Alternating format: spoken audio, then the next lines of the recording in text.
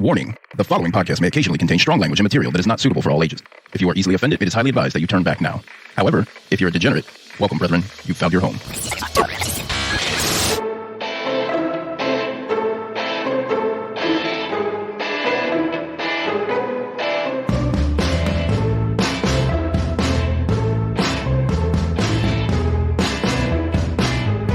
Welcome to the Crime Diner. This is basically a podcast where I get plastered with my two friends and I eat on the mic while we tell stories of true crime, cults, mysteries, and general creepiness. I realize that I'm plastered every episode. You are. We do this within a Dinner with Friends theme. I'm Nidia. I'm Dana. And I'm Cindy. We've actually come here to discuss your drinking problem this week. This is an intervention. But here, have a drink. I can Cindy's quit. made you a drink. And it's a double. Yeah. I can quit whenever I want. Whenever you want. You know what? Actually, right before I came to record this episode, somebody asked me if I drink only on the weekends. And I said, literally, I only drink when I'm recording this podcast. Yeah, me too. And I get slurry. I slur my words on every episode. I don't mean to do this, but Cindy mixes these great drinks, always makes them really extra strong. Yeah, since we've upgraded from wine, you have been a smidge sloppy. We love a sloppy bitch, though. It's all good. Sloppy-er. Yeah, that's right. There's been many times you were drunk on just wine. Yeah. Absolutely. So, yeah, I'm not a big drinker. One or two drinks gets me smashed. Uh-huh. And so you get to listen to that. Yes. Isn't that fortunate? I mean, it's a treat for you. It really is. We also start with a shot of tequila. Yeah, that might have something to do with it. That is a new addition. That definitely speeds up the non-sobriety moments. Okay, so let me apologize in advance. Mm-hmm. Last week I told you the story of a very rich man at the turn of the last century who disappeared from a flight. And to this day, we still don't truly know whatever happened to him. Right. I mean, we found him. We just don't know. Yeah, but I mean, like, how did it happen? Why did it happen? Right. Who did it? Did someone orchestrate? It was a real whodunit. It sure was. That was a fun episode. One, because it happened far back in the past where we can kind of, like, make light of it. Sure. And it was like we sat around and we talked and we were, we came up with fucking Cindy had theories. Yes. Yeah. And believe it or not, Cindy can have smart comments. Yeah, she came to play last week. She really did play last week. She really did. Did I drink a lot last week? Probably.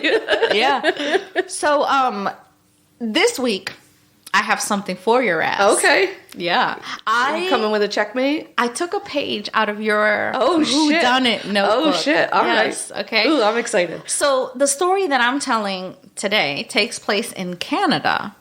Oh, Canada. Uh-huh. It's 2008. The subprime mortgage bubble is just about to burst. And in Victoria, British Columbia, a young, ambitious real estate agent is about to take the deal of a lifetime. I'm titillated. I can't wait. Stay tuned for that. If you don't want to hear our dribble, if you think we're whack bitches, you may be correct. I mean, listen, I'm not going to argue with that. We are whack basic bitches, but we got a couple things to tell you. Yeah. And if you don't want to stick around, go to the show notes. We have timestamps. That's right. Skip to the story. I don't know what to tell you. You're lost, friend. Fucking you're lost. Yeah. All right. So I'm going to tell you that story. But first, the food. Let us pray. Bless us, O patrons, for these thy gifts which we are about to receive from thy donations through Patreon every month under the power of the V podcast. Cult. I can't The see fuck it. am I looking at? What is it? So it is meatball stew. Ooh. But Just What is this? it's egg noodles. Egg noodles. And meatball stew. Meatball stew. I don't know if I ever made it for the podcast, but I know I made it for book club. It was the tartiere, the meat pie from Canada, which has like a little bit of cinnamon and ginger. I remember that. And that, Yeah. that's how the meatballs are made, with that flavor. Okay. And normally it's made with potatoes, but I figured, Pasta. potatoes. Let's do the pasta instead. Okay. All right. Okay. I This like sounds potatoes. great. I like pasta. All right. Let's have it. Yeah.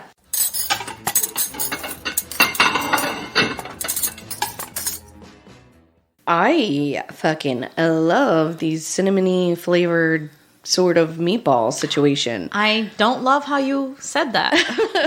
Well, they sort of remind me of the meatballs from IKEA. Oh, God, no. Wait a minute. I love the meatballs from IKEA. Weren't they horse meat? There was like a whole scandal thing where don't like you dare. IKEA meatballs somewhere in some country were horse meat. Also, what do we care? I care about that. Horses are cute. I know y'all probably don't care about that, but I fucking care about that like a lot. I honestly don't care where the meat comes from as long as it tasted good. Yeah. After the fact, if I find out that it was ass meat, if it was donkey meat, if it was my teacher from 8th grade meat, I am like, oh, well, that tasted good. See, that's what I mean by that. I think I was more referring to the sauce aspect of it because it's like a brown gravy sauce. That sauce was the bomb. It has like a little cinnamon flavory something happening that I do thoroughly enjoy. You can smell it more than you can taste it. Here's the thing with the cinnamon. You know there's cinnamon in it, even though you can't taste the cinnamon in it because it's like, it has like an earthy taste. Yeah. It doesn't have like that Christmas taste. Right. But you can definitely smell it. Yeah, like with that very first bite, I was like, oh, this is like, the smell of it was like, oh, this is going to be really cinnamony. Yeah. But then when you bite it, it's not. And it almost gives me the same vibe as when you put truffles in something. It gives me like that same, like, It's there, there's but it's something not there. earthy. Yeah. I sense something there. It's not really changing the flavor, but it's giving me a feeling. Right. You know what I'm saying? An emotion. Something. Yeah. Something sparks in you. Yeah. I was happy to have it over the egg noodles, too. Yeah. I was surprised because I was like, egg noodles, gross. Potatoes would have been so much better. Are we But talking a mashed situation? No, it was chunked up potatoes. Pass. I could do the chunked up potatoes. Yeah, pass. Me and Nydia would have done it. Yeah. Yeah. You would have been hostile. I appreciate that you cater to me. Honestly, like I feel a little bit of like a little like love situation happening here. A little thing between you and I. Just a little bit. All right. Just a little bit. I appreciate you. That being said, wait for dessert. Oh no. This is why I got pasta. I'm trying to cater to both of y'all. Thank you, because I was feeling some type of way. Well, you're needy. You don't Yes. like it when even a little bit of the attention is off. My of you. name is Nydia. And this is true. Yeah. This is true. And if you say it correctly, need is the first word. Yes. fair. Whatever. I was into it.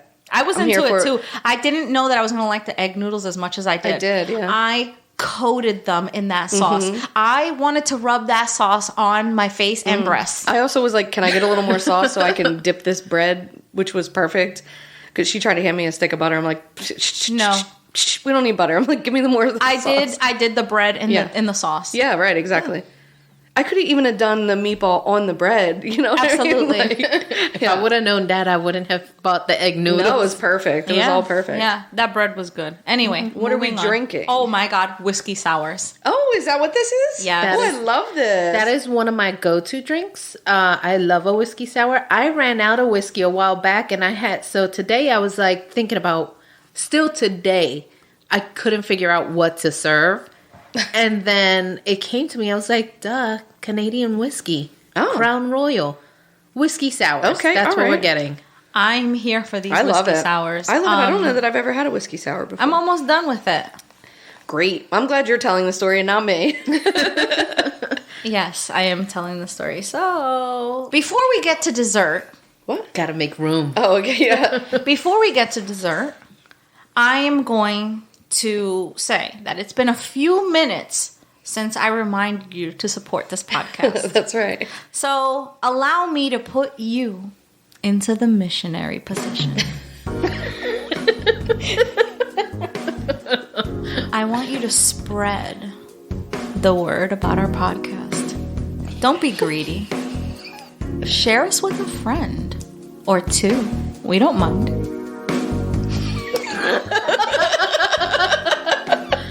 Nydia. ASMR. Nydia. I thought I was the one with the voice. Excuse me. So now you're a missionary. You're going to tell at least 3 other people about our podcast. You are going to do it. You're going to spread it. You're going to do it. Yeah. You're gonna like it too. I want to just say thank you to Jamie, our newest sponsor. Yeah, Jamie.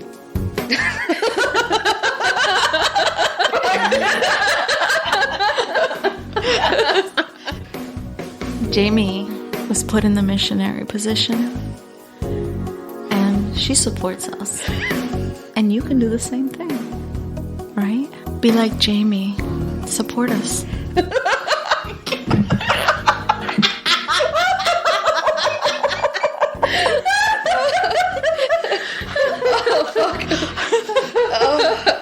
Dessert? Sure. What's happening here? A disaster. Oh. It's called a flapper pie, more like flop. Flopper pie? Flapper flop. I had my first fail. Okay. At baking. Canada does not like me. The custard did not set like it normally does. What a shame.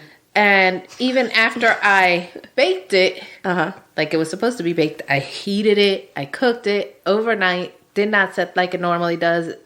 Tried to tweak it, put it back in the oven to bake it, to set it. It still did not set the way it was supposed to. Tastes delicious according to my wife. So we're gonna try it. I'm gonna try it. This looks like a coconut meringue. Is it? Is it? It is a coconut? meringue. Okay. There's a coconut? meringue. There is a meringue. It's a custom browned. meringue. And then there looks like to be like a lemony custard under it. It's actually just a vanilla custard. Okay. I'm here for it. What's on the top? Like graham It's a crackers or meringue. something? It's graham cracker on top. Oh, It's shit. graham cracker crust on the bottom. Oh, then shit. a vanilla custard. A meringue with sprinkled Jesus Christ. graham cracker on top. This bitch comes to fucking play every week, bro. She does. She comes to play every fucking week. She does. So, like, the fact that you had a fail is like... I had a c'est fail. la vie, you know? That being said, I've made custard from scratch multiple times.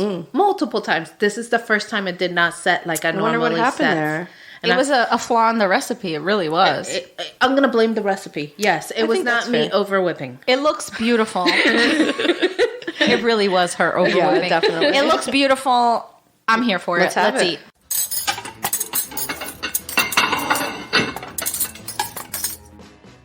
I'm going into diabetic shock. I don't really consider that a fail. No.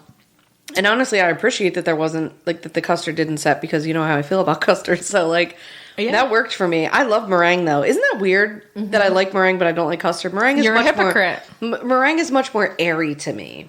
Okay. Much more, like, floofy and light. And I dig it. I could see how, like, a nice, thick custard underneath there would do. And, but it was sweet, boy. Oh, yeah. It was sweet. Whew. And I It was followed sweet. that recipe exact, but It could have used maybe a berry or something to like cut it, like a little, maybe like a raspberry or something that you had last week that was like, A little tart. Something, Yeah, a little something something. a little... Yeah, like I would think a berry Yeah. to cut the sugar. right. But Yeah. I mean, I could eat that all day. All day. Yeah, I All could eat day. it all day. It's But here's great. the fucking wonderful thing about super sweet desserts. Yeah. You don't need a lot. Right. You just need a small amount. Yeah. And it'll do ya. we're talking about a Canadian dessert. People that live off of maple syrup Right. 365 days Yeah. that they do. Yeah. Yeah. Also, hey Canada. Did you guys know that Canada's money is infused with maple syrup and it smells like maple? You've said this. Uh-huh. And I think you're bullshitting. I think you were bullshitting the first time you said it. And I'm pretty sure you're bullshitting again. We know we have Canadian listeners. I'm gonna reach die out. on that hill. I'm going to ask next time we do a crossover with Twisted and Uncorked. I'm going to know about this. I'm going to die on that hill. We're going to need to find this info out. Listen.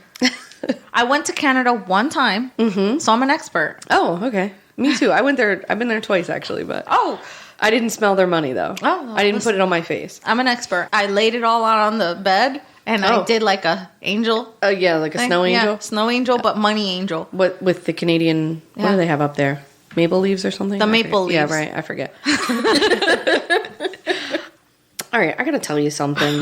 What? Is this confession corner? Yeah, I embarrassed myself really bad at Dunkin' this week. I haven't been able to go back. Okay.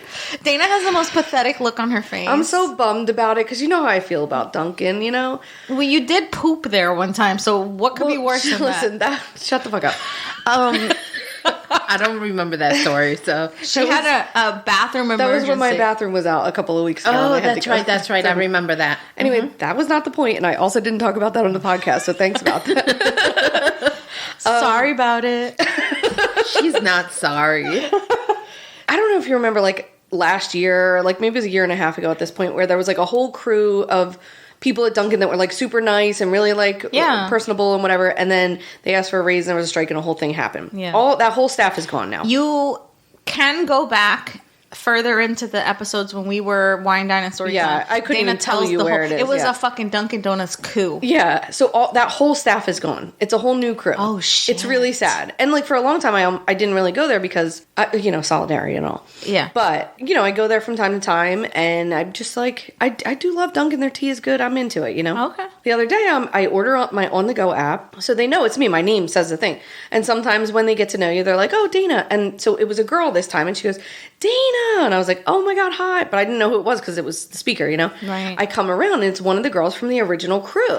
What? Yes. And I'm like, oh my God. Like, I was so excited. I'm Yes. like, I'm so happy to see you back. Like, Yes. blah, blah, blah, whatever. Go about my day. The next day I come back through. She's like, hi, come on around. So I come around and so there's a guy there that I don't really know him. Like, he's given me my Dunkin', for the last couple of weeks, Right. but like, he's not personable at all. Okay. I've never said a word to him. Like, thanks, see you later. He's standing in the window and she is behind him. Okay. And she does the like Forrest Gump gif, like wave on the boat where it goes like this, Yes. And so I wave like real big to her. But he doesn't know she's behind her, so he waves to me like real big, right?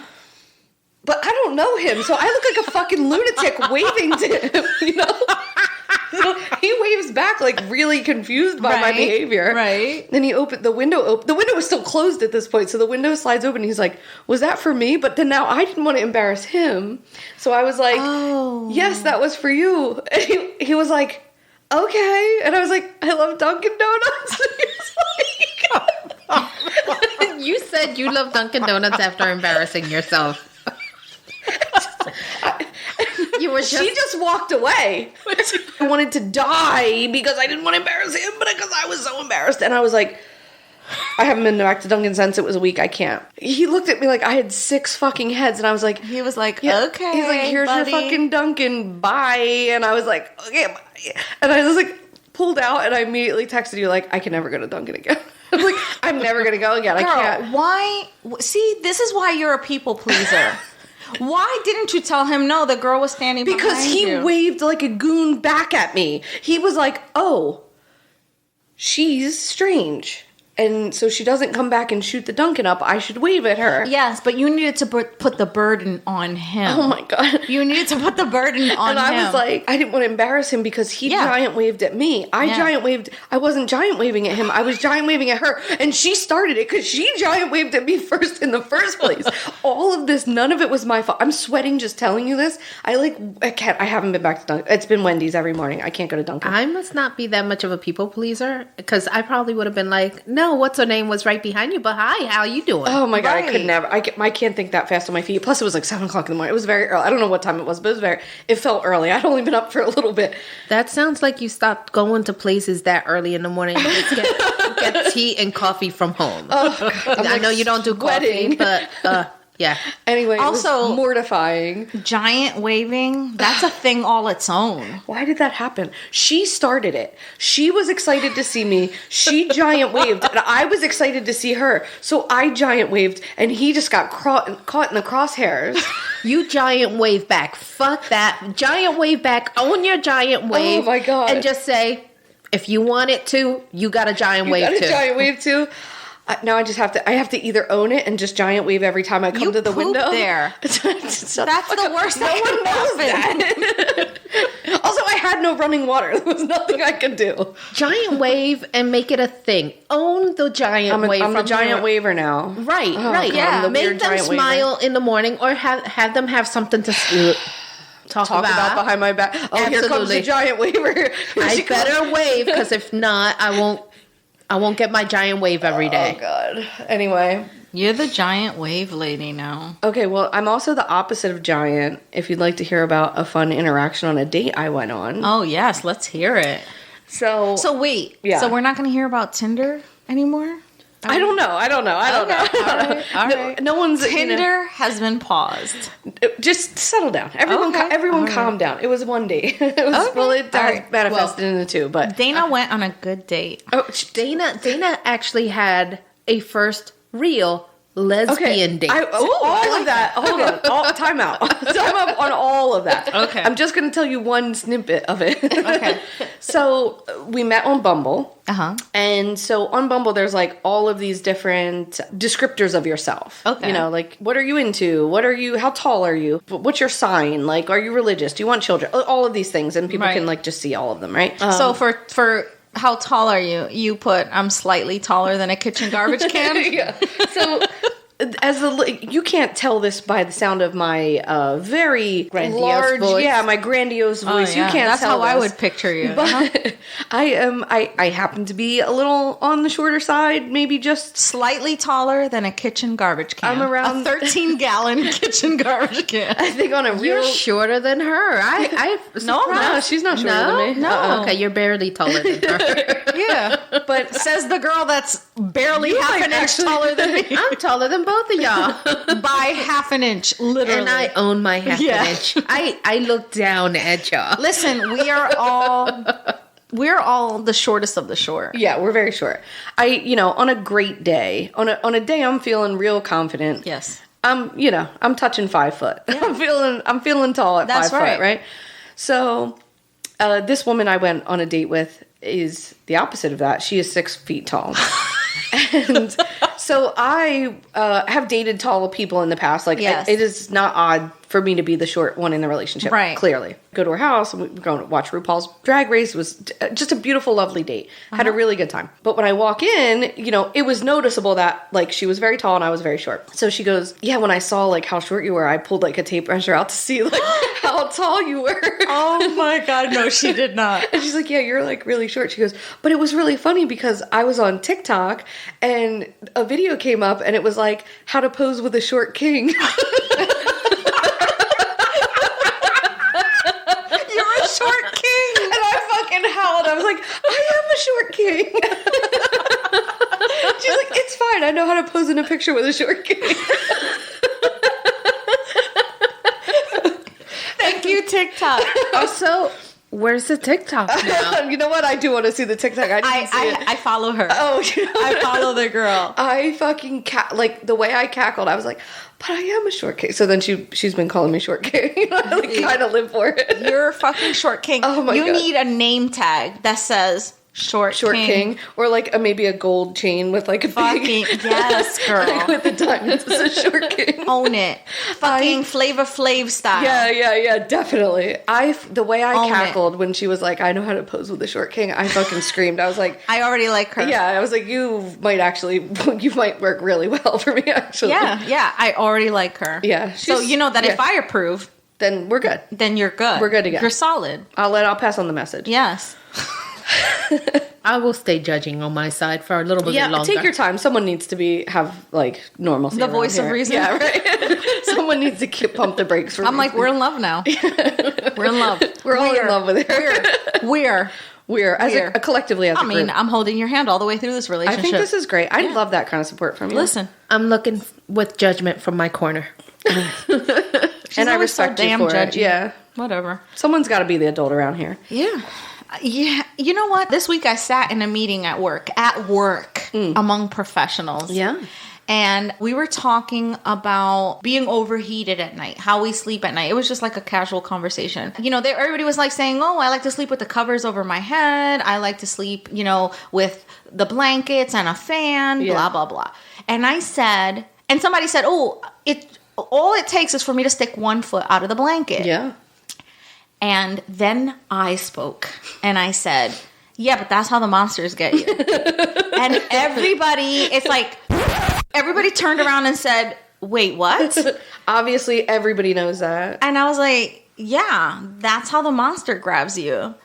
And then they were like, what monster? And I'm like, you're asking me to explain something that everybody already knows. Everybody in my circle already knows. Like, how do you not know that the monster grabs you by the foot that's exposed? Forget about it if it even hangs off the edge. You're done for. If you're hanging off the edge, it's just fucking, that's it. You're done for. You're definitely getting caught. I mean, they laughed at me, and I was like, you know what? You don't need that kind of negativity. I don't fucking need this. I mean, don't they know about the cuckoo? They don't, girl. They the cuckoo's coming for that foot. Or the hand. Forget about the it. Hand can be out of the sheet. So then they had questions. They were like, can the hand be out of the sheet? Any appendage, upper body appendage. And I was like, yes. But if it's hanging over the edge of the mattress, then it's fair game. Yeah, that's right. Then it is getting pulled. Right. The foot can be on the mattress. As long as it's exposed, it's getting grabbed. That's right. If it's off the mattress, you're fucked. The foot is very tempting. The foot is much more tempting than the hand. Right. But they're not going to come all the way up here for a hand, but they will for a foot. If the hand is off the mattress, it's getting fucking yanked. You're gone. It's done. Sorry about it. So I had to explain those rules. Okay. And now I have been labeled unprofessional. I don't think that's fair. I don't know about my job. I don't think that's fair. Maybe you should walk out. I should, like another teacher that we had. I gotta know. Oh my God. So this week was a week of many firsts. Fucking Oscars. Will Smith. Oh shit. Cold cocked. Yeah, that was aggressive. I was like, what? Whoa. And the fallout from it all has been interesting to watch. I am like, I don't fucking care. Yeah, I don't care about because it. In the world, in the big scheme of things, I always choose violence. I love the violence. I'm like, yeah, he fucking had it coming. I don't like roasting. Yeah. I never liked it at the Academy Awards. Yeah. I was just like, it's uncomfortable. Yeah. I don't watch it. If it wasn't for that smack, I wouldn't know that the Academy Awards was on that night. I think it was the Oscars. Well, yeah. The Academy Awards. Awards. The same thing. Yeah. Oh, well, what the fuck do I know? I would have never known. Okay. I stopped watching the Oscars when fucking Birdman was nominated for fucking Best Picture. Oh. And then I saw it and I was like, that's the worst fuck shit. This shit. It was horrible. I didn't see any of that. I was like, what? So I stopped watching I don't always it's choose too highbrow. violence, but, I love choosing violence. Violence is my go-to. You guys know me. I know how you are, yeah. So. It was a big week. The very next day, a teacher in my school chose violence. A kid came at him. Actually, he chose the opposite. A kid came at him. A fucking puny, pigeon-chested 12-year-old boy took his fucking shirt off to go and fight the teacher. Oh, shit. And he was like, yeah, I'm out. So he goes and takes his ass downstairs and speaks. Our principal's out on vacation. She's entitled to that. I'm glad that she's resting. I wish she was resting more because I feel like she emailed the entire time. And I really care about her as a friend. Yeah. I really like her. She's a good boss to have. And our vice principal is out of the building. The nicest lady that you could ever meet. Okay? The vice principal? The vice principal. Mm-hmm. The two of them are just delights. I don't want to work for anybody else. Yeah. Okay? So they had a substitute principal there. And so he goes downstairs and he says, listen, I'm going home. I've had a day. I'm going home. Yeah. And she says, no, you can't leave. We don't have coverage for you. We had coverage. We could move people around, right? Sure. Now, his mistake was not saying, hey, I'm violently ill. I need to go home. Yeah. He could have lied. He was honest. He was like, I've had about enough. So she says, no, you got to go back and you got to, handle it. The kid wanted to fight him. He literally took his fucking shirt in the classroom. Still in the classroom. Yeah, like security. It was just like pandemonium. So he's like, no, I'm not going back upstairs. I'm going to hand in my resignation. I quit. And he walked out of a 6-figure job. Fuck. He's about, if I know him, he's about maybe 6 years away from retirement, 7 years away from retirement. That means it's bad, bro. Bro, this guy, and I as soon as I heard, I did my little $6 million man, $8 million man, whatever the fuck $1 million man. I went and I wanted to clap him up, but he had already left because I was just like, you're my fucking hero. They are saying teachers, it's a mass exodus. Oh, it's a mass exodus. They don't done. care how much the fucking pension is worth at the end of the day. It is because it's not worth it. It is an extremely stressful job, especially during these times. These kids have been feral for 2 years, some of them. Right. Mm-hmm. Feral. Yeah. Yeah, because they were like learning from home and barely learning from home and But not learning from home at all. Yeah. And the things that they were learning from home, I mean, let's face it.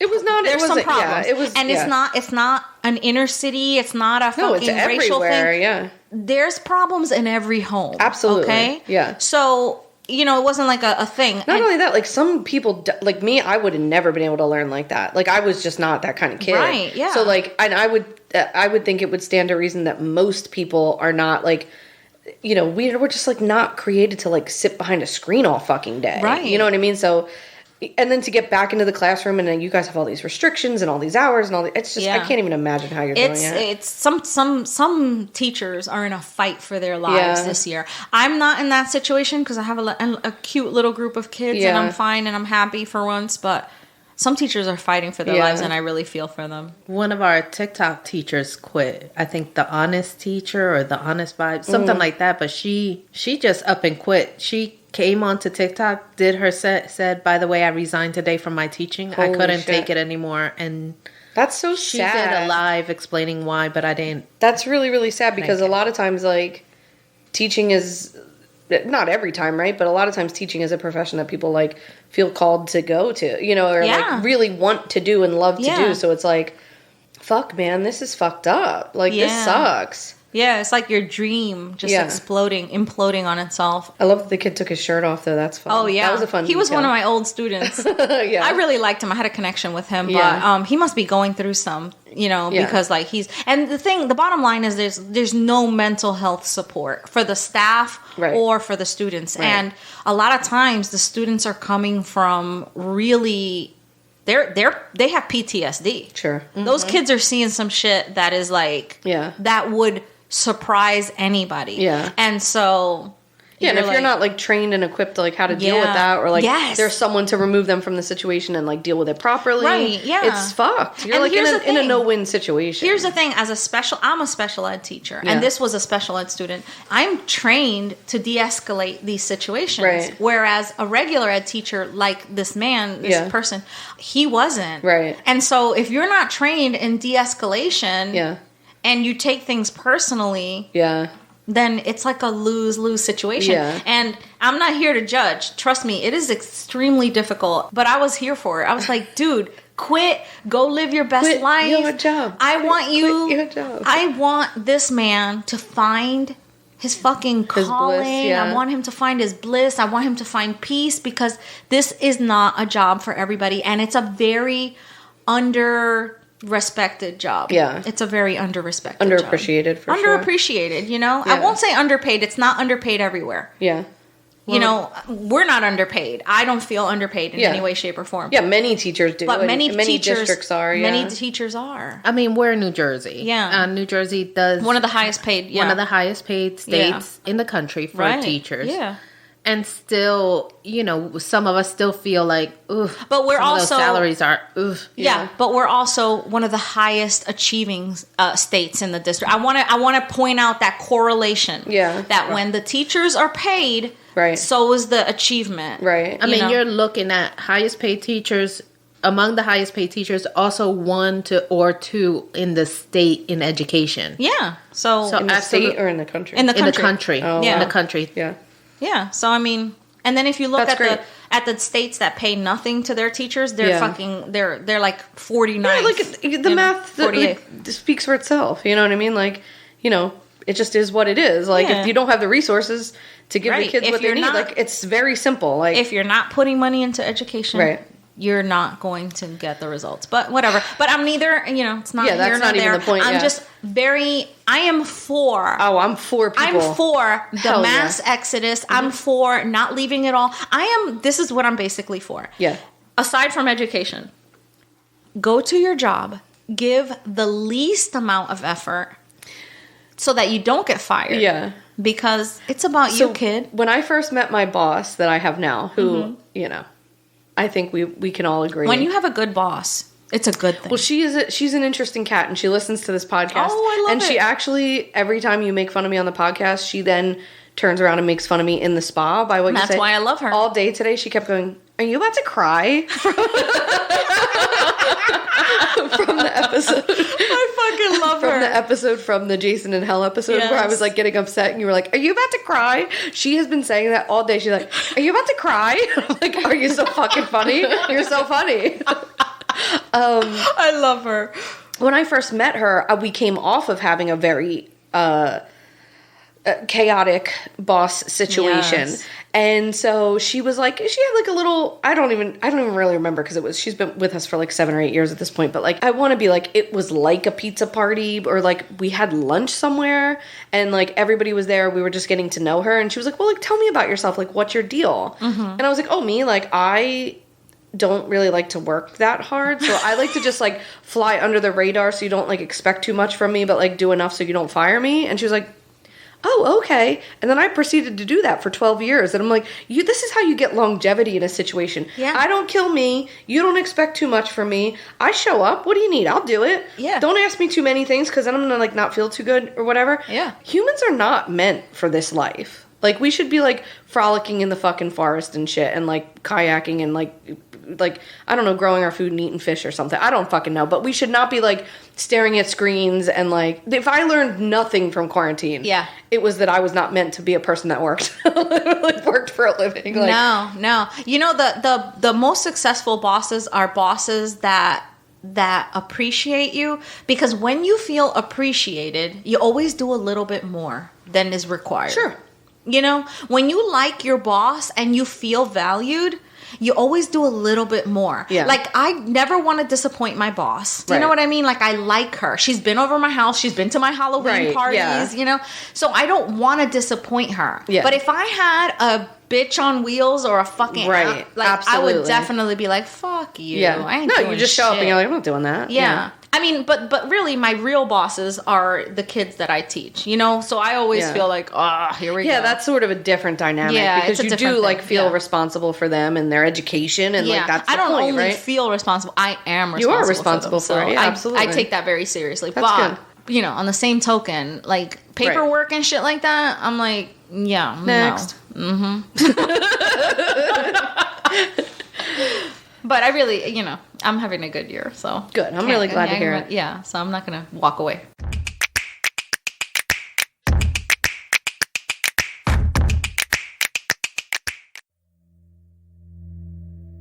Hey, I'm Courtney. And I'm Amanda. And this is A Nefarious Nightmare, now officially partnered with Darkcast Network. We cover true crime and the paranormal. We raise awareness about the senseless acts committed against victims.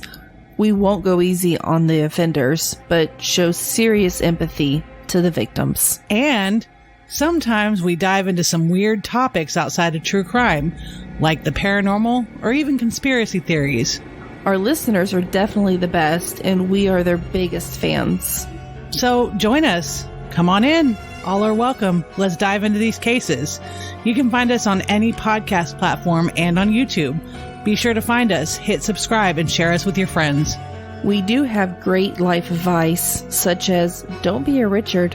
Yes. And wear deodorant. We don't want to smell you. But all are welcome to A Nefarious Nightmare.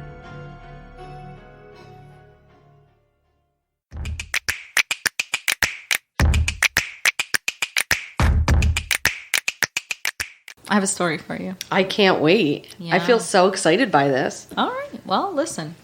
Our story takes place in fair-weathered Victoria, British Columbia, Canada. Okay.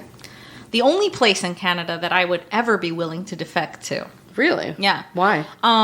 Years ago, I was pissed off at the United States for some reason. I'm always Why would you be pissed off at the United States? I go through these little phases where I get mad at the U.S. of A. Can't imagine Good why. old U.S. of A. And I'm like, It's the I'm best country on defecting the to Canada. Planet. Yeah, couldn't understand why. That's propaganda. So then I start to research other countries. Yeah. You know, and I'm like, I could go to Canada, right? But You Canada's fucking cold, right? Yes. But also, then- it's America Light, so. Yeah, it's America Light. But then there's Victoria. Okay, tell British me about Columbia. It's got temperate weather. Okay. It's That's odd. It rarely goes over 86 degrees in the summer. Okay, we love that. We love that. And it's a moderate winter, like 40 degrees, Okay, reasonable. I mean, it's a reasonable. It's a South Jersey winter. Yeah, right. I mean, sometimes we dip. Yeah. But I could take 40 degrees. Yeah. A steady 40 degrees in winter. Yeah, sure. Beautiful, right? And it's a fucking giant island. Is it? Uh-huh. Is that where, like, the pirate ship thing is happening? When I was living with my dad, he was, like, watching this show where it's, like, somewhere in Canada. Or maybe Nova Scotia. Is that in Maybe. Canada? And there's, like, supposedly hidden treasure. And there's, like, a whole TV show. It's, like, 10 fucking seasons of this, like, people trying to find this buried treasure. Really? And my dad is, like, riveted by it. Like, my dad has been watching it for so many seasons. I'm not going to lie. I got a tingle when you said that. I was like... They're, like, excavating shit. And, like, I could watch that. Yeah. You should. Totally. It's interesting. So, like I said, that's the only place I'm willing to go in Canada. Lindsay Elizabeth Buziak was born on November 2nd, 1983. So she's a contemporary of yours. Yes, she is. To Jeff Bouziak and Evelyn Buziak. She had one sister, Sarah. She was close to her family, in particular her dad, Jeff, and her sister, Sarah, for whom she created a We Love Sarah Facebook group. Lindsay was taking classes to get her real estate license when she befriended Ryan Zailo. He was instantly attracted to the popular and outgoing in Lindsay. She, however, was not romantically interested in him. Still, she went to work for his mother's real estate company. Okay. So they met in this real estate class. He's like trying to schmooze her up. He gets her a job. Yeah, he kind of gets her a job and stuff like that. Yeah. She's not interested in him, though. Okay. So while working there, she meets Ryan's brother, Jason. Uh-oh. And the two begin dating and move in together after a few short months. Jason's mom, Shirley, had bought an expensive waterfront property, and so they moved into that place. Okay. Like, it's like a $1.5 million house, Beautiful. Waterfront place. Sounds great. Yeah, beautiful place. They later moved into their own condo because Lindsay was not feeling Shirley. Okay. She wasn't getting along with her. I mean, she just thought she was overbearing and controlling and stuff like that. Plus, it's weird to live with someone's parents and shit. Well, she wasn't living with them. Oh. She was living in her house. Okay. You know what I mean? Like in her place, right? So they seemed happy, her and Jason. But her dad revealed that Lindsay had confessed to him that Jason, while he adored her, he was very overprotective, overpossessive, jealous, and that really got to her. That bothered her. So Lindsay was attractive and ambitious. Very pretty, very ambitious. I mean, when you're a real estate agent, you gotta have to be a go-getter. Yeah. So by 2008, a year into her real estate career, the 24-year-old Lindsay was gung-ho about her career and following in her dad's footsteps because her dad was also in real estate. Okay. So she wanted to take the Victoria real estate market by storm. And so Victoria real estate is really expensive. It's the fucking one place in Canada that you can live. Okay. And not freeze your ass off, right? So people want to live there. People want to live there. So at the end of January 2008, Lindsay receives a call from a woman with a weird Spanish accent on her personal BlackBerry line. The lady told her that her husband had been relocated to the area and they were in an immediate need of a home to buy. They were looking for a specific type of home with at least 3 bedrooms and a separate space for their housekeeper. And their budget was $1 million. Oh my God. Okay. Lindsay asked her how she got her number because she thought it was odd that the lady called her directly on her personal line instead of the professional line, right? So new real estate agents do not get $1 million listings off the bat like that. So she thought, wow, that's really weird, right? But the lady told her in a fake accent that one of Lindsay's clients had given her the number, had recommended her. Yeah. When Lindsay tried to call the client to thank them, she got their voicemail and it said that they were away on holiday. So she never got to confirm. And she just had this vibe like, this accent is not real. This is somebody trying to fake an accent. Yeah. She's got that vibe. All right. So Lindsay told her boyfriend, Jason Zailo, and her father, Jeff Buziak, about the call. And she told him that she was unsure because the lady sounded like she was faking an accent, like really making an effort to fake it. That's weird. That's so weird. Yeah. Still, she saved their number on the phone as the Mexicans. Oh, Jesus Christ. So Jason told her to take a chance on the client because of the high commission that she would make from the sale, and that he would be outside watching out for her in case anything went wrong. Okay. But here's the thing, right? Here's what I'm thinking. You're a real estate agent. Do you always go to work thinking something's going to go wrong? I mean, are you into true crime? You know what I mean? Like, yeah, okay, but when I went looking for houses, no, you feel safe. Like, you feel like your real estate agent is going to keep you safe. And they're going to be safe. Yeah, they're going to be safe. I've never been a real estate agent, but like as a client, I always feel like, oh, we're allowed to be here because they're letting me into this place. So, but like for them, like it must be a little bit maybe more precarious, especially like as a woman or like in situations like it could be very dangerous, I guess. I felt like that was odd.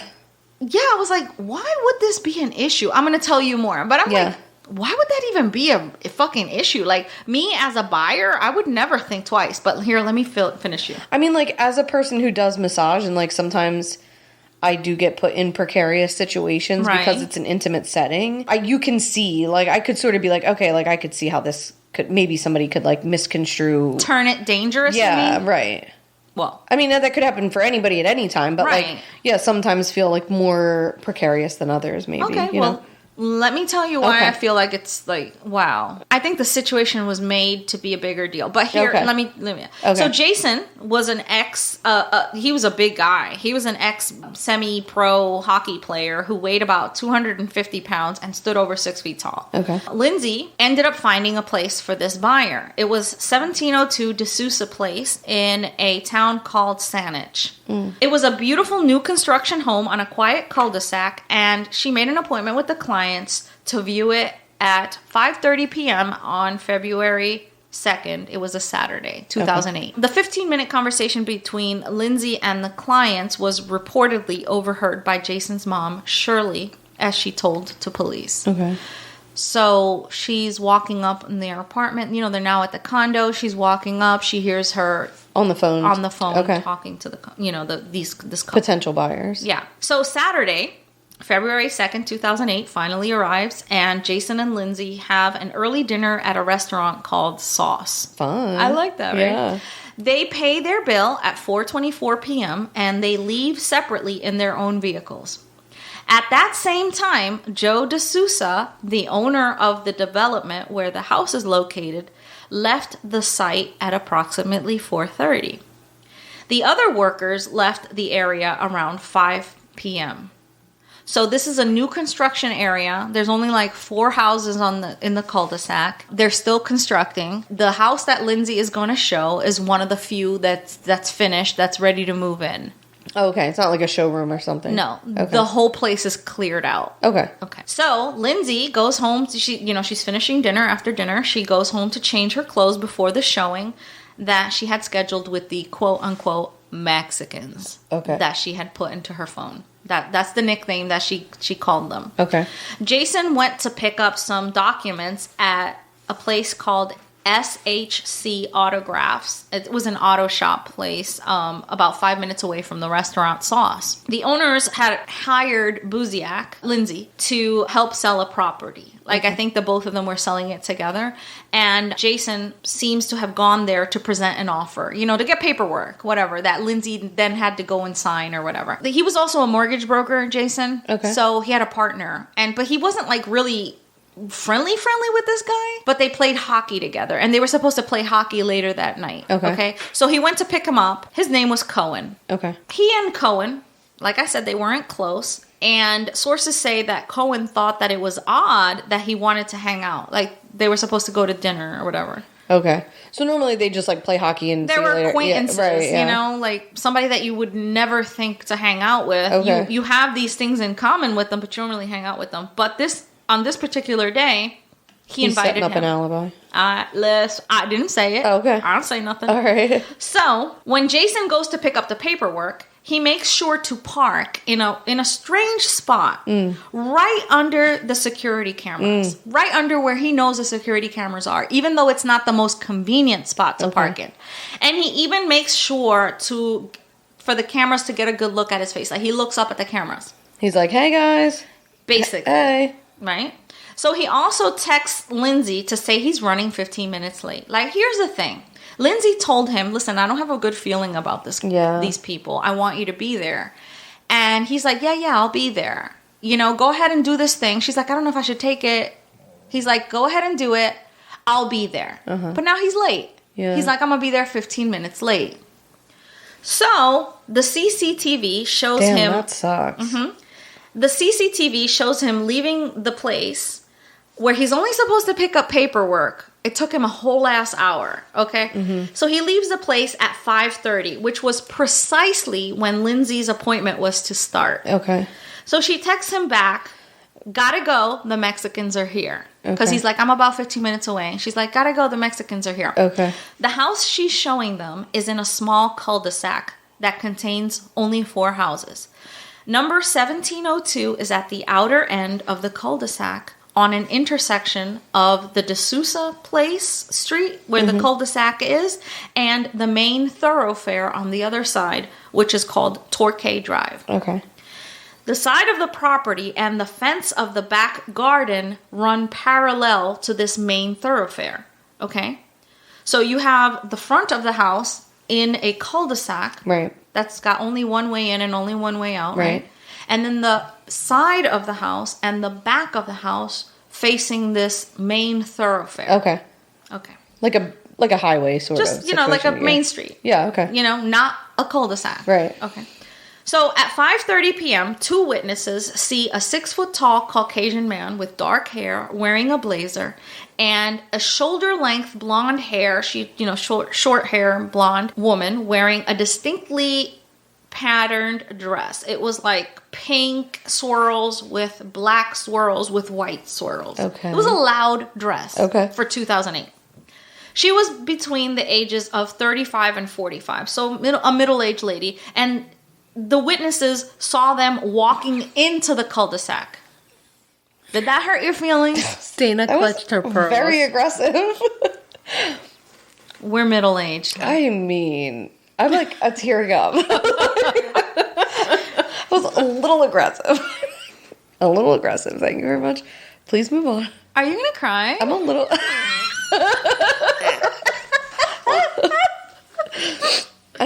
I might cry about that. That was harsh, I think. Sorry about it. Sorry about it.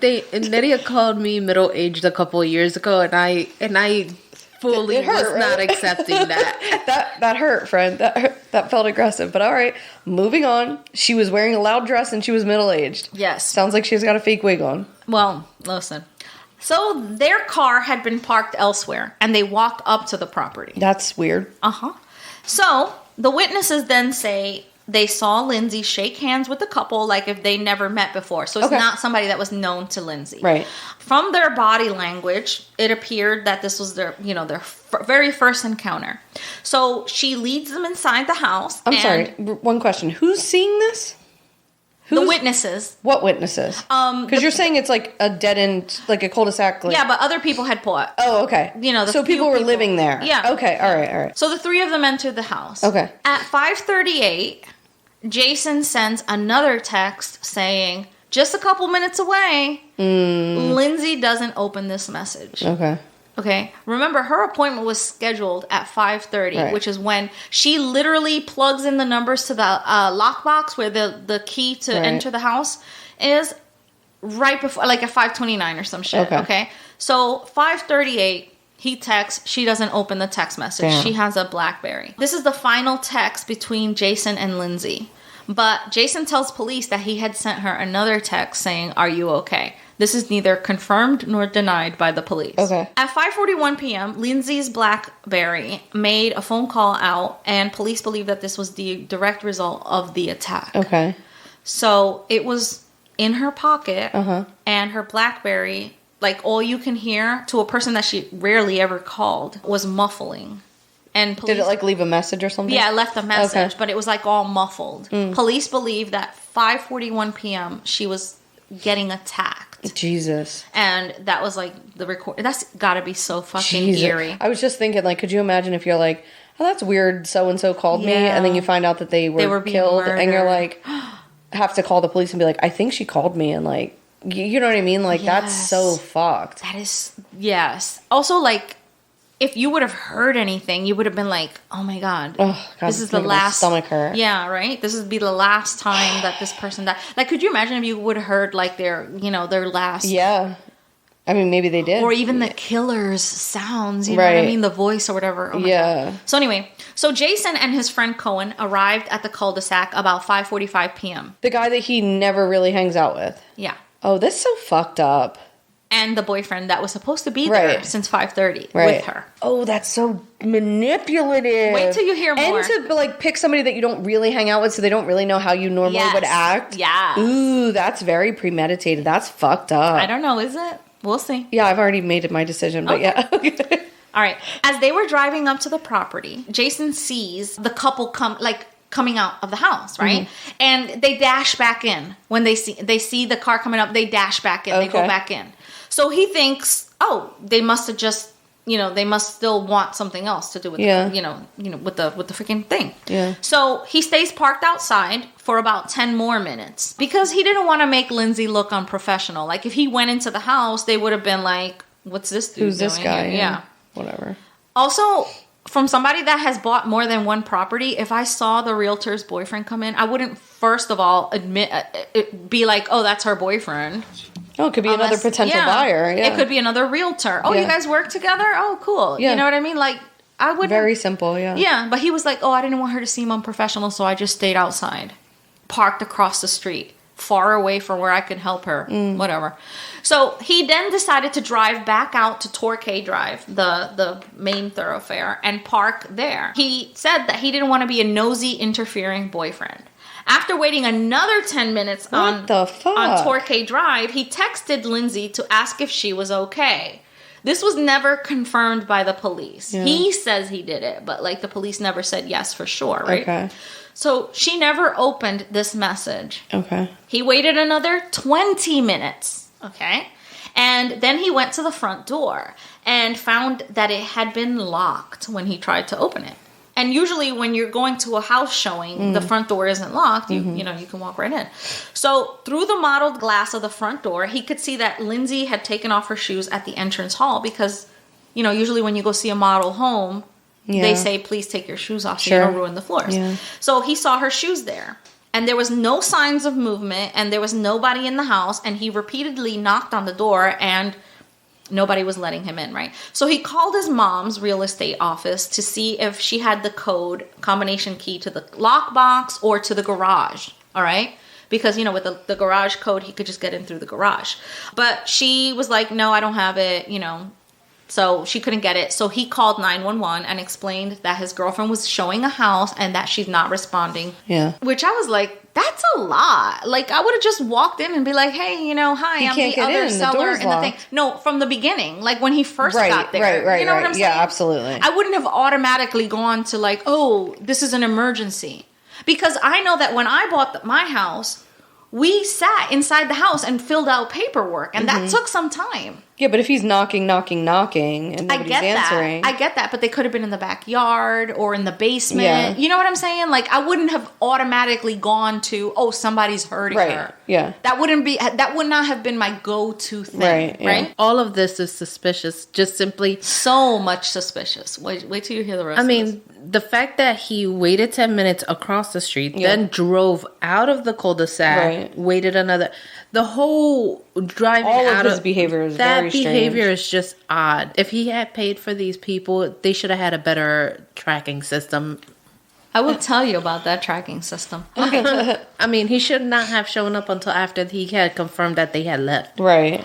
Well, We're criticizing his method, but let me just tell you. Okay. All right. So while he was on the line with the operator, Cohen, his buddy, found a gap in the fence in the back garden, and he entered the garden and saw that the back patio doors were wide open. Okay. So he called out to Jason, who told the operator, "We're going to go into the house. We're breaking in." So Cohen came through the first floor of the house and from the patio opened the door and let Jason in. Jason immediately ran upstairs and found Lindsay lying in a pool of her blood in the master bedroom. Did not pass go. Right. Did not collect $200. Went straight to the master bedroom, almost like he knew exactly where she would be. But why? It's not like they were married or he could get the life insurance. Like, why? You'll hear. You will find out. Okay. More will be revealed? He called 911 a second time, okay. and emergency services arrived soon after. When they found him covered in her blood. Of course. He was trying to give her CPR. Now, holding her lifeless body, stroking her hair, the whole bit, yeah. Completely emotionless, from what I heard. Oh, really? Yeah. All right. So Lindsay was pronounced dead when the paramedics arrived. She had been stabbed multiple times, and there were no defensive wounds on her. She was attacked did not didn't see it coming. Yeah. Fuck. So, she was probably stabbed from behind and had no inkling that this was a setup for her. The killers stabbed her on her breast implants. She had just had breast implants weeks before or whatever. And her face 40 times. Fuck. So it was quite fucking personal. Wow. Or at least they made it seem that way. Right. Right? Yeah. And in places that are to diminish her beauty. Yeah. Or the beauty standard. Yeah. You know what I mean? Yeah. Her beautiful face or things that she finds attractive. Her vanity. Right, yeah. Right. So she had not been robbed and she had not been sexually assaulted. Okay. So this was literally somebody wanted her dead. For no reason, right? But who? Right. But who? Right? So this is an extremely, extremely convoluted case. Okay. I mean, it's a Nydia production. Perfect. Anytime that I pick a case, it's either going to have certain things that I gravitate towards, or it's going to be so convoluted that I'm going to confuse our listeners. Okay. And me in the process. You in the process, yes. So this is one of those cases that may or may not go all the way to the top. Really? Yes. It's extremely convoluted. And at the end, I'm going to make some recommendations for those of you that want the real story and not the fucking shit-faced version that I give you. Right. But it's a really interesting story. All right. So Jason and Cohen were taken into custody immediately. And they were questioned separately and they were released when the version of their events... That guy's probably so pissed. Well, their version of the events were correct, okay? Yeah. It matched all of the time-stamped surveillance and, from the auto shop and everything. Right. And all of their fingerprints and everything that they left in the place matched with everything that they said. Okay. Right. So, according to the Sandwich Police Department... Sandwich, not Sandwich. Jason had been interviewed several times over the years and has always cooperated with the police. Okay. He also partook in a polygraph exam and he passed. This has now been an ongoing investigation since 2008, completely an unsolved crime. Today. He is not seen as a suspect. Really? He has cooperated with police. He passed the polygraph. All right. But still. Okay. But still. All right. So the theory was that professionals were hired with specific instructions to express the anger that someone else felt towards Lindsay. Yeah, why? Because whatever it is, the vicious attack was definitely something personal. Sure. It sent a personal statement. I think we can all agree on that. Yeah. So the experts agreed that the murder was personal and that somebody close to Lindsay planned it and hired the killers. These were hired killers. The killers left no DNA or fingerprints or any other physical evidence at the scene. It is believed that the murder was well organized and carried out by people who had perhaps killed before. I have a question. Mm-hmm. Jason and his friend pull up to the house. Yes. Okay. She's inside. The probable killers are inside. They come out. They turn around and go back inside. Mm-hmm. Where is their car? Their car was parked on another street. They're thinking that it was parked on that main thoroughfare. And they walked up. And Lindsay was like, that's not bizarre behavior. I mean, they could have been new to the area and just parked all the way down the street at the end of the cul-de-sac. You know what I'm saying? And just walked. When I was looking for a house, I walked the neighborhoods just to see, like, to get a vibe for it. That's real weird behavior, but okay. I did it. Oh, okay. Well, you're a strange duck. Yeah, I'm a strange duck. All right, fine. Yeah. All right. So the police were satisfied that the killers... But that's weird, though, right? Like, I mean, that would be weird behavior. Like, okay. Anyway, go ahead. All right. I'm sorry. Not if you wanted to, like, walk around the neighborhood and get a vibe for me, if I was going to do that, I would go look at the house first and then go walk around I would park in the driveway or park in front of the house and then go walk around the neighborhood if that was just, or drive around the neighborhood or whatever. But, like, to not have their car in front of the house is very weird. But this was before GPS was like a real... barely. It was 2008. Come on, barely. It was 2008. GPS... We were still map questing shit. Maybe. So maybe the map quest sent them a couple houses down. This is a new construction, so it couldn't have been in a map yet. Yeah. You know what I'm saying? Yeah, I guess. So, I mean, I'm just saying, like, you could excuse it that way. I guess. Right? So the police were satisfied that the killers were trying to leave through the front door when Jason drove up to the property, and then they fled through the back door, leaving through the sliding glass, the sliding glass, and the break in the fence. Okay, and then leaving to that main street, Torquay Drive, right? Because they had parked somewhere there, over there, right? Right. Now there's theories that they actually went into somebody else's house. Hidden that there. Was in cahoots. Jesus. Change out of their wig, change out of their clothes, and made the getaway in the dude's minivan. But that's like another story, right? So this is consistent with the witness statements of the unknown couple walking rather than driving. Like, that's how, that's so weird. That's how they left. They walked up and they left walking. The cell phone used by the unknown woman to call Lindsay was purchased in Vancouver in November 2007. Okay, so very premeditated. Yes. This was a burner that they had purchased at a convenience store. They didn't activate it until the day before Lindsay was killed. Huh. You know what I'm saying? Like, really? They didn't activate it until right before Lindsay was killed. All right. And then there was a second phone that they used to check the messages on the first burner phone. These were pros, honey. Why? Yes. Because they did not want this traced. Whoever was hired. Why? Who is she? She's just a young real estate agent, right? You'll see. You'll see. Okay. It was activated under the name Paolo Rodriguez, which authorities believed was a fake name. It was also registered under a legitimate address, but the address had no connection. Like, it was just like a random address, that they gave. Because, I mean, that's all you needed to activate the phone.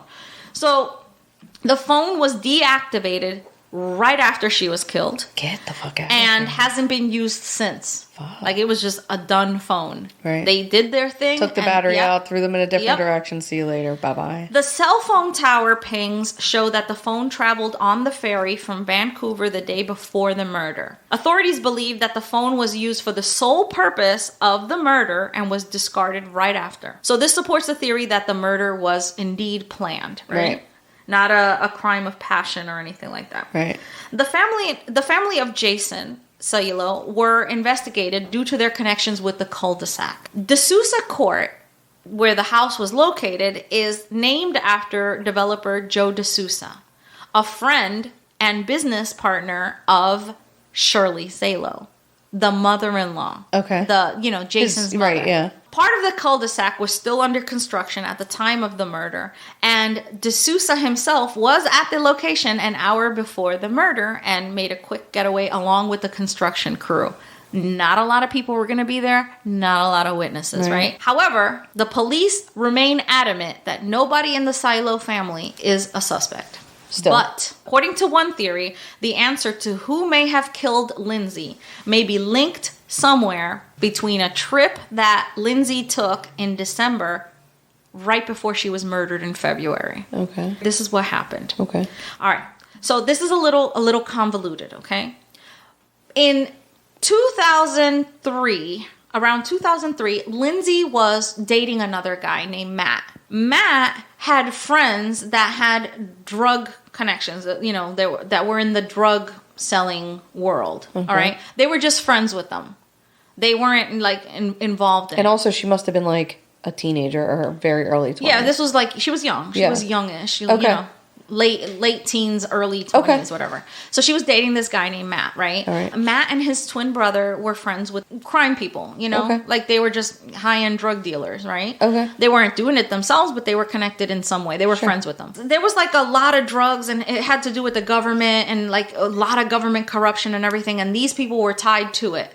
So much tied to it that the investigation led to having Lindsay and her boyfriend's phone tapped. Okay. All right? Because they were considered part of the whole, triangle of people that were going down. Okay. Nothing ever came of it, and it was Lindsay wasn't involved and the boyfriend wasn't involved, and nothing ever came of it, but they were associated with those people. Peripherally. Because like South Jersey, there's like 1 degree of separation. Yeah, sure.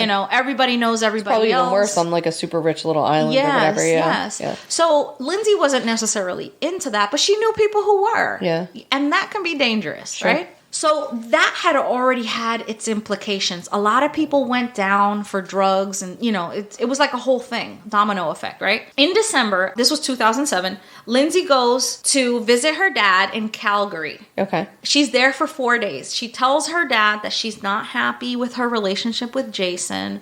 She's also beginning to tell her friends back in Vancouver, hey, I'm not happy with Jason. Yeah. I'm thinking of leaving him. As soon as I tie up some loose ends, I'm still in love with Matt. That was a big mistake to leave him.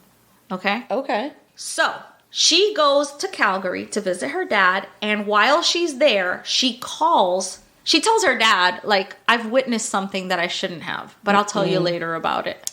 She never tells him. We need you to start saying those things right away. We're not going to be telling people later things. We're going to need to say that. If I need you to tell saw you something you shouldn't have seen, you need to tell somebody right away. Yeah. Oh, that's so frustrating. So during these 4 days, she also reaches out to an old friend from Victoria that was her ex-boyfriend's buddy, one of those drug dealers. Okay. Nobody knows really why she reached out to him, but she reached out to him once by phone and one other time through Facebook. Through Facebook Messenger or, whatever Facebook was in 2008, whatever way to, Yeah. Police don't know the nature of the call. They don't know why they were communicating, but you could probably guess that she was probably trying to get to Matt through one of his friends, right? Absolutely, yeah. Tell Matt I was asking after him, whatever. Right. So police tried to go on her Facebook, right? After the fact.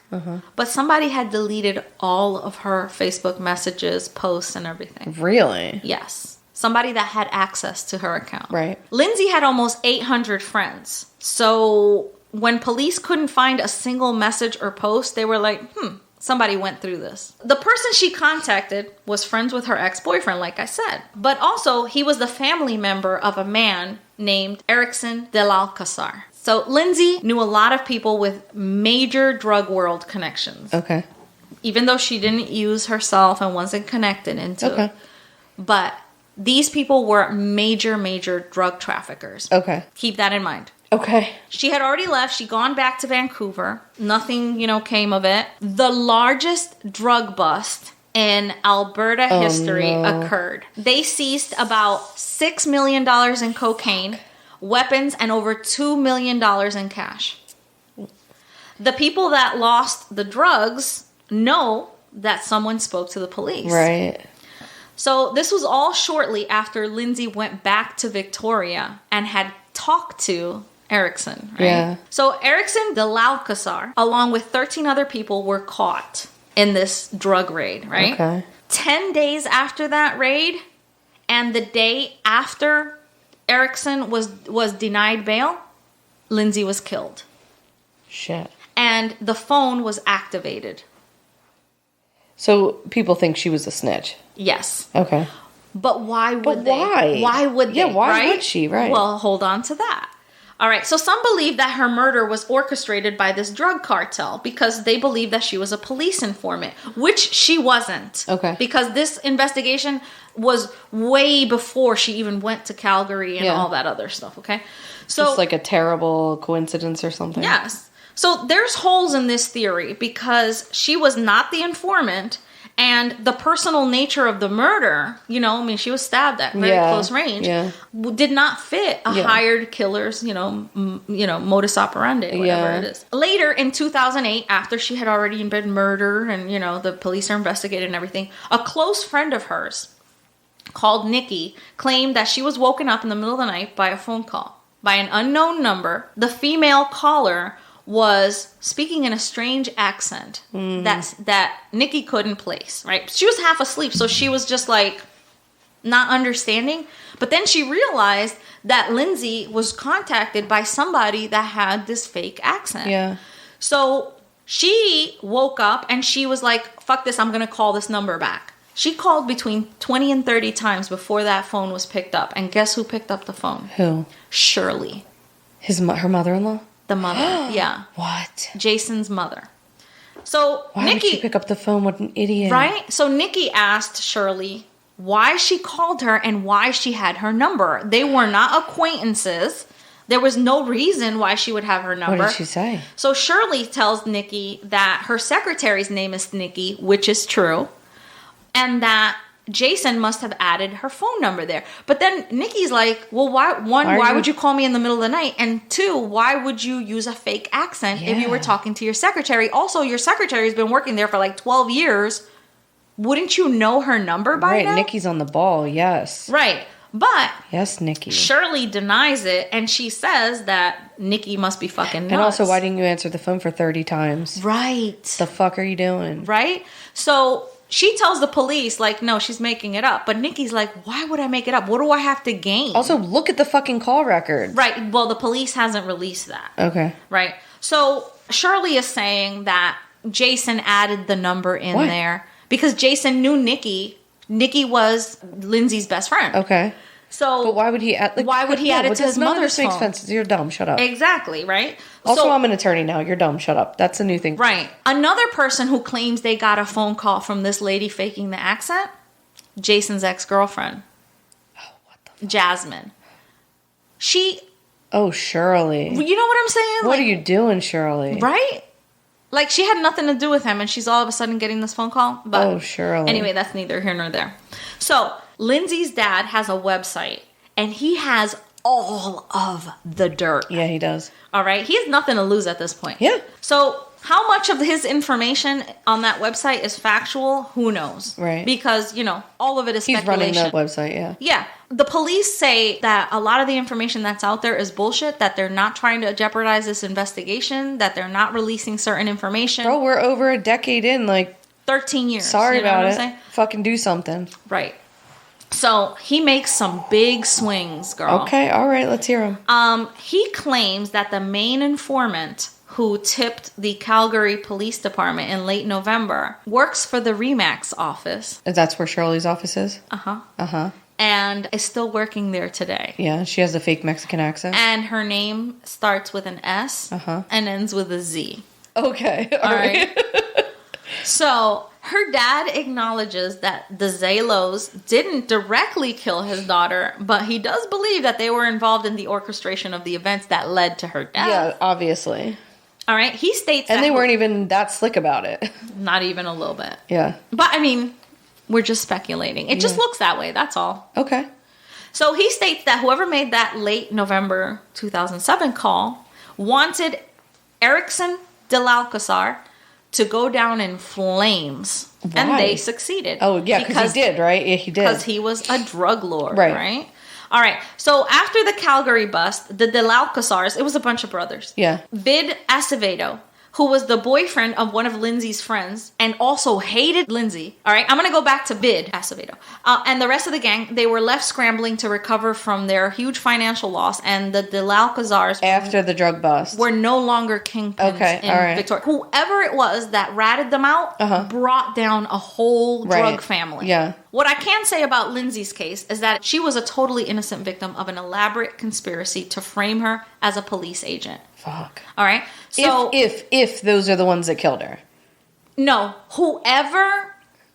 Lindsay was the scapegoat. But what does that have to do? If Shirley's the one that killed her, she doesn't have anything. Nobody knows. Nobody knows. Right. Wait, I'm gonna talk about that. Okay. All right. Nobody knows who they did, but they know that Lindsay was the fall the fall guy for the snitching situation. Right. Because when the snitching happened, it's the Sinaloa drug cartel. Yeah. Okay. That they fucking wronged. Wow. Somebody's going down. When that whole drug bust happened, people were getting taken out of their beds and questioned. Who did you talk to? Who was the snitch? Like questioned, right? Right. And so somebody gave them Lindsay's name as the like sacrificial lamb. You know what I'm saying? They were like, somebody has to go down for this. And so thereby Lindsay had to be. But how does that make sense if Shirley's the one making the fake phone calls with the weird accent? Well, you know what I mean? Like, she has nothing to... The Shirley's family has nothing to really do with the drug situation. They do, though. Oh, fuck. Okay, so back in Victoria... I'm riveted. Turns out that Shirley rents some properties to some high-level drug cartel people. Oh, my God. It's like Ratchet Book Club. Yes. It's like the cartel. Yes. She rents out some space to these, higher level guys, right? Uh-huh. The guys are the guy's picked up. This guy, Zachary. He's picked up, for drugs. And she's like, Shirley is like, well, I shouldn't be responsible. That was my tenant. We don't know him. Like, how am I responsible for something that my tenant Shirley. does? But if you look on her Facebook page, her kids are posing in pictures. The boys played together on the same hockey team. Oh, sure. Shirley's boys and this drug dealer guy. Uh-huh. There's even like a message between the drug dealer's mom and Shirley, and she's like, take care of the boys or whatever. Oh my God. Okay, so she's well aware of what this Zachary guy is doing. Yeah. All right. Now, Zachary is another drug dealer, right? Uh-huh. If Erickson, Delalcazar, if that drug family is taken down, right, Zachary has to gain. Right, because he can step into the position. Because he's the other guy, right? He's the other guy. And Shirley and he's connected to Hell's Angels. Oh my God. Because he's the one that gets the drugs from the Hell's Angels. Okay. The other guys get the drugs from the Mexican cartel, the Sinaloa cartel. And that's why she's faking the Mexican accent. I mean, right? I don't like Shirley. And that's why they're using a Spanish name for the burner phone, right? So... very, very common one, too. Like, they weren't even a little creative. Right. So back to Vid Acevedo, who was also picked up in the drug bust. Okay. The boyfriend of Lindsay's friend, who works as a receptionist at the Remax office. Okay? He hates Lindsay as it is. Why? He just doesn't like her. Who knows? Okay? Maybe he tried to tell his girlfriend to leave him or whatever. Yeah. Okay? His girlfriend's name is Rianne. And Rianne Gracia. Okay? She's Spanish. She's a Hispanic lady. So she's dating this Vic guy, and he's a drug dealer. In 2001... her old boyfriend had been killed by the drug cartel. All right. So she's dating this guy, Vic. And Vic hates Lindsay and Vid. Thank you for checking my story. It is believed that Shirley told Rianne that the informant was, Lindsay. Planted the seeds. Yes. And that Rianne went home and told Vid. But why? Somebody had to go down. Because then if they go down, then her people that she's... Okay, and then they get bolstered up. See... That's so fucked Lindsay's dad believes that Shirley was the informant. That's even worse. Yes. And to cover her tracks, she had to give up her girlfriend because she probably has a weird relationship with her kids. Well, she knew that she was going to leave... her son anyway, right. And she Jason had overheard stones. Yes, Jason had overheard Lindsay talk about how she was going to leave him and stuff like that. So I think that was just like a thing where Shirley was like, don't you dare go to that house, don't you dare go into that house, you wait outside, don't you dare go into that house. And the reason why he didn't go in when he saw the people try to come out is because he had to wait for her to be good and dead to go back in the house. That's my theory, because he knew what was going to happen. Oh, that's so fucked up. Also, no emotion from him whatsoever. Really? No emotion for him whatsoever. Yeah, so this is a very it's a very convoluted story. The police believe that this is a very solvable case. Yeah? Also, a lot of things happened. Like the day before this murder went down, 7 police detectives from the Victoria Police Department retired. A whole 7 of them. What the fuck? Yes.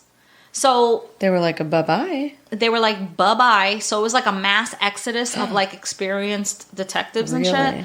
Not to say that they waited for that, but this was very No, they well probably orchestrated. saw this shit was coming and they were like, I'm going to get the fuck up out of here before this shit goes down. I mean, who knows? But the prime minister, is it a prime minister or whoever their like top government official in 2003 when the first drug thing went down? Yeah. He resigned. Really? Like it was like a governmental thing. This is like a really interesting thing. I do it no justice, but I just want to remind everybody that Rianne. Oh, here's the thing. Rianne quit the day after What'd she do? Lindsay was murdered. She was the receptionist, Vid's girlfriend. She was a receptionist where? At Remax. Yes. Oh. So they think that she was the one that gave the address and say, this is the perfect place to kill this bitch. Oh you know? my God. Like in that sense. Not that Lindsay was a bitch at all. Right, you know, yeah. She was loved. Everybody had a yes. little finger in this pot. So, so they're also, when they were checking the towers for the cell phone yeah. pings, that same location where the cell phone pinged for the burner phone, Vid's phone pinged in the same spot. Really? Coincidence? Not I don't really. know. So they think that Vid, Shirley, and all them people orchestrated. And Rianne and the sons. Yes. That they were all in on it. What happened to her former boyfriend? The former boyfriend was completely... Nothing to do with it. No. And he didn't get arrested in the drug charges? No. He didn't really have anything to... He just knew the people. Oh, you know, okay. it's like if you were acquaintances of somebody that was in a... You know. Yeah. So there was never any connection between him and the... Anything. So what that does the her police dad could think? The dad thinks that this was all Because he knows orchestrated. by Shirley? Yeah, or by- what I just told you. Yeah. He doesn't believe that Rianne had anything to do with it. He believes that Rianne's hands were tied and that if she said anything that she would meet the same fate as Lindsay. Yeah. And so that's why she hasn't cooperated with police, which I don't necessarily agree with him. I'm like, if Rianne knew something, that was her friend. Right. You know, also her boyfriend was jailed. If Shirley told her, hey, I think the informant is Lindsay, and she facilitated that, then she's wrong for it. You know what I mean? Yeah. Right, yeah. So Especially if she was that's your girl. yeah, and I've done this story no justice. I'm going to tell you my sources so that you can promptly go right on over there and like really do it justice. Because listen, if I don't do you justice, I tell you where to go. So the dad's website is called lindsaybuziakmurder.com. I got my information from capitaldaily.ca, dyingwords.net, wikipedia.org, and historicmysteries.com. But the main thing where you're going to get like a podcast that you're really going to get is the crime files, the Lindsay Buziak case. Fucking excellent. He explores all the things and all the theories, and he has sound bites, an interview with Lindsay's dad, and an interview with the head detective on the case. Yeah, and I'm gonna listen to that. Yes, it goes so much deeper. It goes all the way to the top. Really? So many people. There's theories. According to the theories, there are so many people involved. So many, Dana. It's so wild because every person that you like bring up, it's a web. It's an entire it's not like web. you know, you're like, oh, okay, the boyfriend because maybe she was going to break up with him, and then you're like, oh, but then and then the drugs, and then the boyfriend's mom, like how is she tied back into it? Yeah. And then this other, like, it's just like, this is really, really convoluted. Yeah, that's and the boyfriend's mom has connections to the police because she dated a police officer. Oh my God. And like it is so involved. So involved. I mean, like, you normally would want to be like, oh, the dad and the dad's website, like, that's just like a person that is sad and is not getting answers. No. But no, like that, it sounds like he knows what the fuck Also, he's talking about. Yeah. He's naming all these drug cartel people and giving you their personal home address. Oh shit. He Like- does not give a shit. No, the cops are like, dude, you're going to get yourself killed. And he's like, I don't care. He's been on Dr. Phil. They did a Dateline episode on this. Shit. Yeah, this has been covered like a lot. And it's still not solved. That's the bottom line. Like, she died and it's still unsolved. You know what this reminded me of? Remember the mainland murders? here in the murder of the doctor's wife. What was that? You did that story. What was it called? It was the last radio episode. DJ. It was the last episode of Unsolved Mysteries, right? Our homegrown murders. What's that? You mean that's the episode that we did? Oh, is it? Yeah, it was Homegrown Murders, our episode. Yeah. That's what it was called. But it was on, like... You're talking about the Dr. Unsolved Kaufman. Mysteries. Yeah, Dr. Kaufman. Yeah. It had that same thing. A motorcycle gang. Yeah. A conspiracy. Drug. A cover-up. Yeah. Drugs. And where everybody was fucking involved in it. Right. Yeah. Right. And like a giant conspiracy where everybody went down. And an innocent victim had to die. That had nothing to do with it. Yeah. That had nothing to do with it, right. Had to be the scapegoat.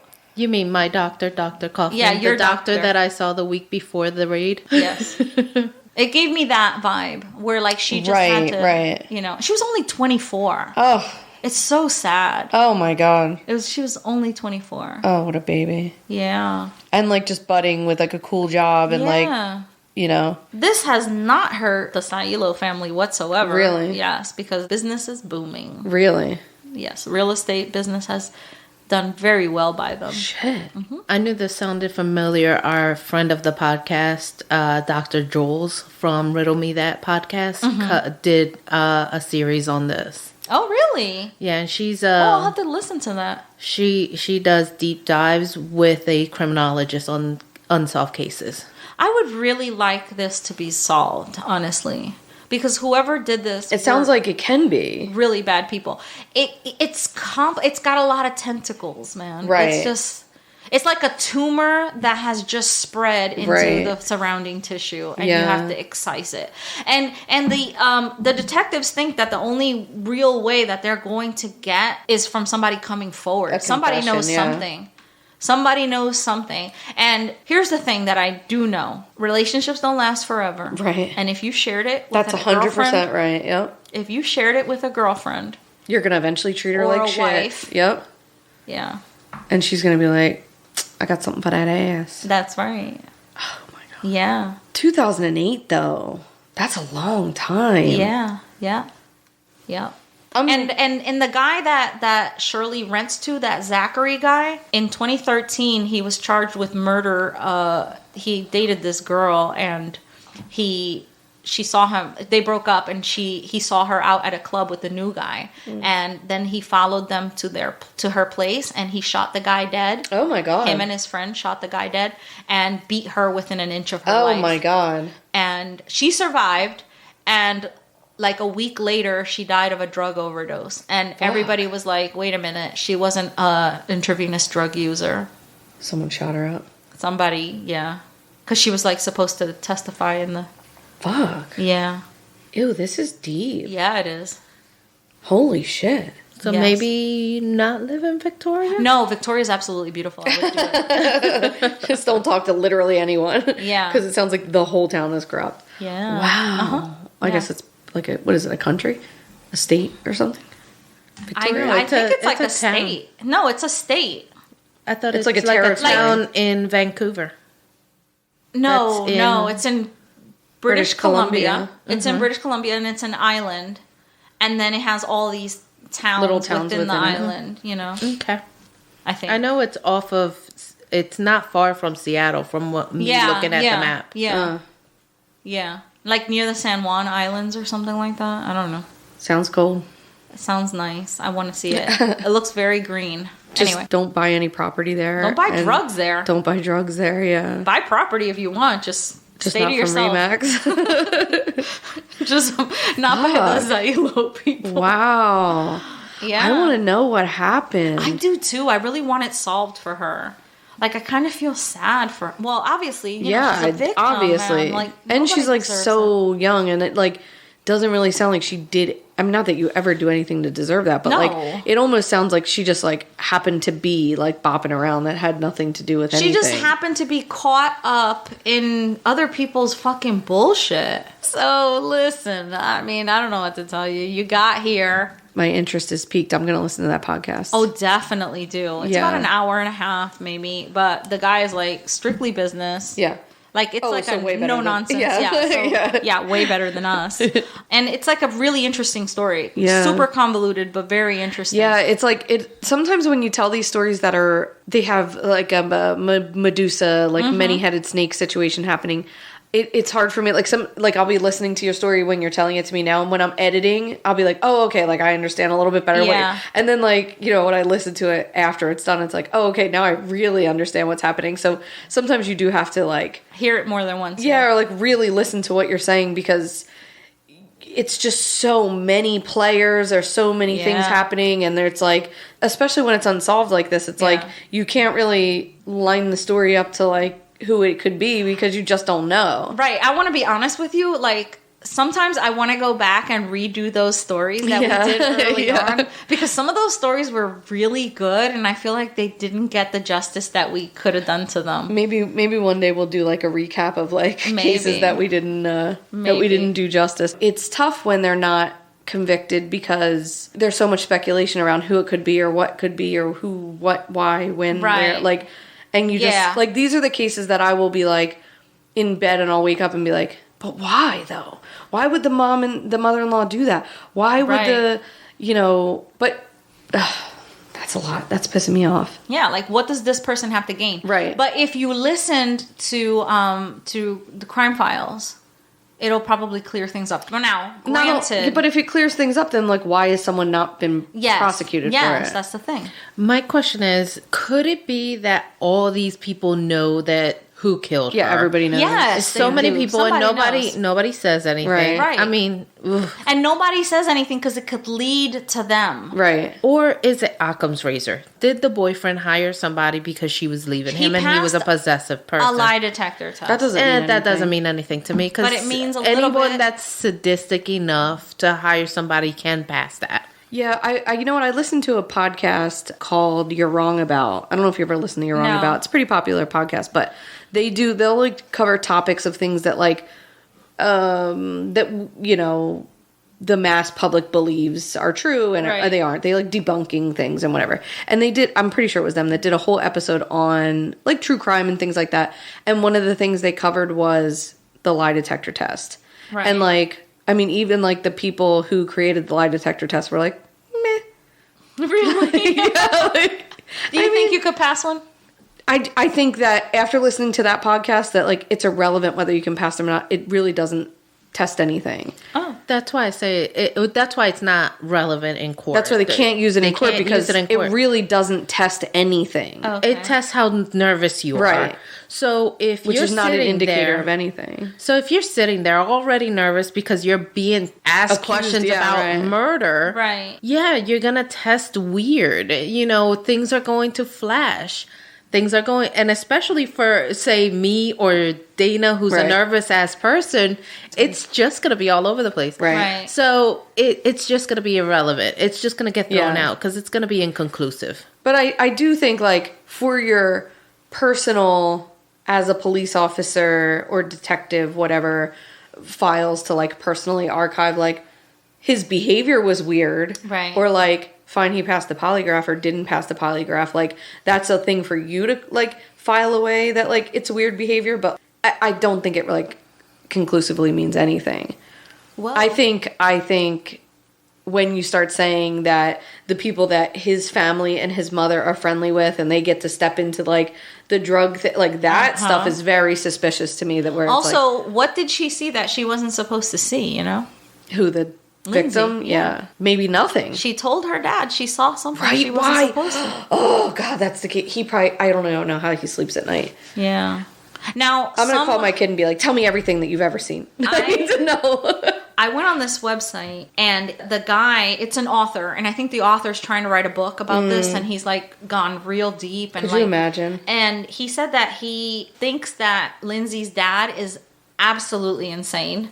And that, in a bad way? Yes. And that he has made this all about him in a very narcissistic way. And he was just like, I will not be dealing with this guy. And really? Yeah. That's really gross. And he writes a blog. I don't like that. He's got a blog. I did give him credit in this thing at the end because pulled like one line from him. Dyingwords.net. Okay. So he's this author, and he just talks about how Lindsay's dad is just insane. He says more words than that, but he gives a whole reason for why he just doesn't want to deal with it. It's tough, right? Because like when your kid is killed and like it's just like, how do you grieve? Properly. You know what I mean? It's just like I can't even imagine. I can't say that I would be a certain type of way. Right. Or, because the man, maybe what somebody sees as, oh, he's looking for the limelight or whatever, might just be a way for him to keep his daughter's name in the spotlight so that this crime it could just be a way for him filed to, away. Right. It could be his way of grieving. It could be his way of getting justice. It could be his way of... Right. Yeah. Now, to say that he is a brave man to go against a cartel... Right. And, or whoever killed her or and just be out with it and dare them to sue. He's like, I dare you to sue me because then that means, Shirley, I dare you to sue me because that means that you'll have to go to court and you'll have to face me and you'll have to tell me the truth of what happened and we'll uncover something. So he's like, come for me. Come and sue me so that we can see each other in court. And no, they don't. They don't. None of that's those people. Interesting in and of itself. Yeah. Yeah. And police are like, listen, don't ruin our investigation.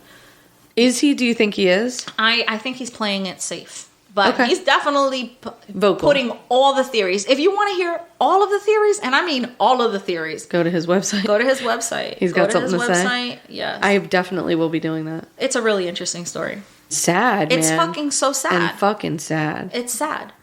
And you're here. You've done it. You're still here. So, for those 3 of you that are still here, remember to subscribe so you don't miss out. Write a review. Share with someone. We have over 100 episodes for you to binge and partake. We have a Patreon page and we have social media accounts. Remember that time we were in quarantine and we did a whole series of things we ruined because people couldn't do them? That was fun. So fun, right? That was so fun. We ruined the beach. Yeah. We ruined vacation. We ruined traveling. Yeah. Traveling. We ruined the movies. Yeah. I mean, we ruined everything that we couldn't go That's to. That's right. We made the best of a bad situation. That's right. Damn, we ruined a lot of things. We were good, yeah. That was good. We did a whole series. We were such babes back then. I know we were. When Cindy wasn't around. And we were cooking by ourselves and eating alone in our bedrooms. I know. So sad. I know. It was so bitches, y'all were ordering takeout sometimes. No, we did it one time. One time we did we ordered takeout. No, 2 times. 2 times. Oh, 2 times? Okay. Yeah, we ordered takeout 2 times. Oh, that's right, yeah. Yeah. Because we did Greek food and we did Russell's restaurant. Yeah. Yep. So you can connect with us on Twitter, Facebook, Instagram, TikTok. All that. All the socials. Yeah, that stuff, right? We're not anywhere else. We'll check you out next week. And remember, do not get taken to that second location. Be good or be good at hiding a body. Cheers. Are you okay? Jesus Christ. You're so fucking loud. You're disgusting and I hate you both.